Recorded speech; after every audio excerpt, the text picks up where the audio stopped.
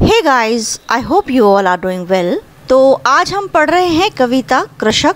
इसके कवि हैं मैथिली शरण गुप्त। तो पहले कवि के बारे में कुछ जानकारी प्राप्त कर लेते हैं।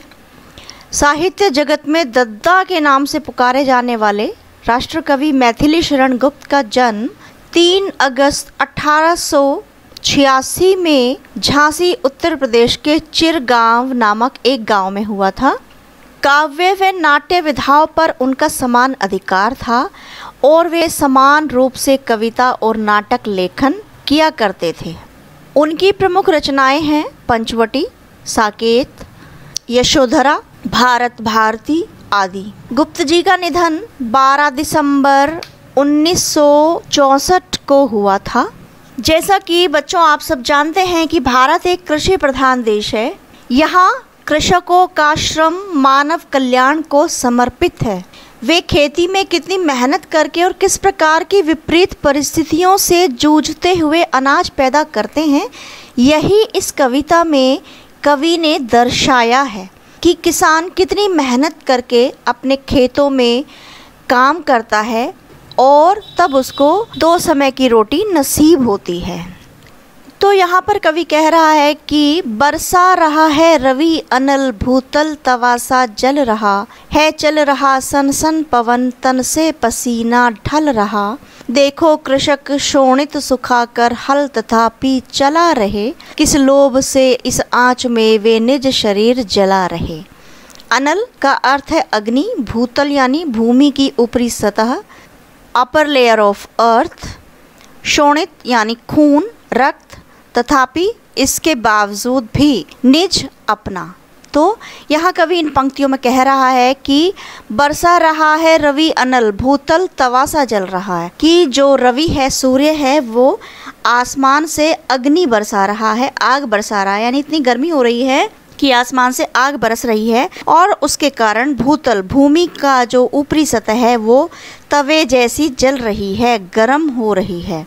चल रहा सन सन पवन, तन से पसीना ढल रहा, और हवा सन सन करके चल रही है और किसान के तन से पसीना जो है वो बह रहा है। देखो कृषक शोणित सुखाकर हल तथापि चला रहे। कवि कह रहा है कि कृषक, किसान अपना खून सुखाकर उसके बाद भी हल चला रहे हैं। किस लोभ से इस आँच में वे निज शरीर जला रहे, और किस लोभ में, उनको बहुत ज़्यादा धन दौलत तो इसके बदले में मिलने वाली नहीं है, क्योंकि उन्हें धरती से प्रेम है, उन्हें भारत भूमि से प्रेम है, इसलिए वे बिना किसी लोभ के ही अपना शरीर जला रहे हैं इस गर्मी में। मध्याह्न उनकी स्त्रियां ले रोटियां पहुंची वही, मध्याह्न यानी दोपहर का समय, आफ्टरनून। तो उस समय उनकी स्त्रियां, उनकी जो महिलाएं हैं घर की, वो खेत पर रोटियां लेके पहुंची हैं। है रोटियां सूखी, खबर है शाक की उनको नहीं। और जो रोटियां हैं वो रूखी सूखी हैं, और शाक मीन्स सब्जी, सब्जी की उनको खबर भी नहीं है, अर्थात उन्हें सब्जी खाने को मिलती भी नहीं है। संतोष से खाकर उन्हें वे काम पे फिर लग गए, और उन्हीं इस रूखी सूखी रोटियों को वो संतोष पूर्वक खाकर पुनः अपने काम में लग गए। भरपेट भोजन पा गए तो भाग्य मानो जग गए, और उनका भाग्य जैसे जाग जाएगा जिस दिन उन्हें भरपेट भोजन मिल जाएगा। आगे कवि कहते हैं कि घनघोर वर्षा हो रही है, गगन गर्जन कर रहा, घर से निकलने को कड़क कर वज्र वर्जन कर रहा। और कवि कहते हैं कि घनघोर बारिश हो रही है और गगन में गर्जना यानी बिजली की कड़क हो रही है, और जब भी ये घर से निकलते हैं तभी वज्रवर्जन यानी बड़ी कड़ाके की जो बिजली है वो चमक रही है, कड़क रही है और भयभीत कर रही है। तो भी कृषक मैदान में करते निरंतर काम है, और इस भयभीत करने वाले वातावरण में, मौसम में भी जो किसान है वो अपने खेतों में निरंतर काम करते रहते हैं, लगातार अपना कार्य वो करते हैं। किस लोभ से वे आज भी लेते नहीं विश्राम है, और न जाने कौन सा उनको लोभ है, क्योंकि उन्हें बहुत ज़्यादा, मैं पुनः इस बात को कह रही हूँ कि बहुत ज़्यादा धन दौलत या बहुत आमदनी तो उनको इससे होने वाली नहीं है। न जाने किस लोभ के कारण वो आज भी विश्राम नहीं कर रहे हैं। क्या लोभ हो सकता है अपनी भारत भूमि से, अपनी मातृभूमि से किसान को इतना प्रेम जो है। बाहर निकलना मौत है, आधी अंधेरी रात है, आह शीत कैसा पड़ रहा है, थर थराता गात है, तो भी कृषक ईंधन जलाकर खेत पर है जागते, वह लाभ कैसा है न जिसका लोभ अब भी त्यागते। कवि कह रहे हैं कि बाहर निकलना मौत है आधी अंधेरी रात में। किस मौसम में?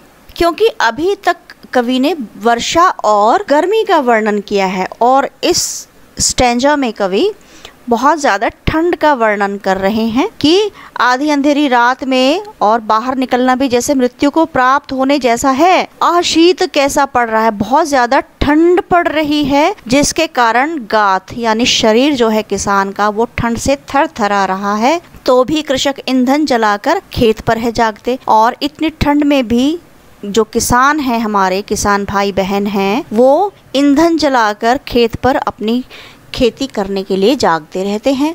वह लाभ कैसा है न जिसका लोभ अब भी त्यागते। और न जाने इस मातृभूमि का, इस भारत भूमि के प्रेम का उनको कैसा लाभ है कि अब भी इस लोभ को वो, खेती करने के इस लोभ को वो त्याग नहीं रहे हैं। अर्थात जो हमारे अन्नदाता हैं, जो किसान भाई हैं, वो अपनी भारत भूमि से, वास्तव में किसान और जवान ही सच्चे देशभक्त हैं, जो अपने शरीर को सुखाकर और विपरीत प्रतिकूल परिस्थितियों में भी, प्रतिकूल वातावरण मौसम में भी अपनी जो जिम्मेदारी है, अपना कर्तव्य पूरी निष्ठा के साथ निभाते हैं।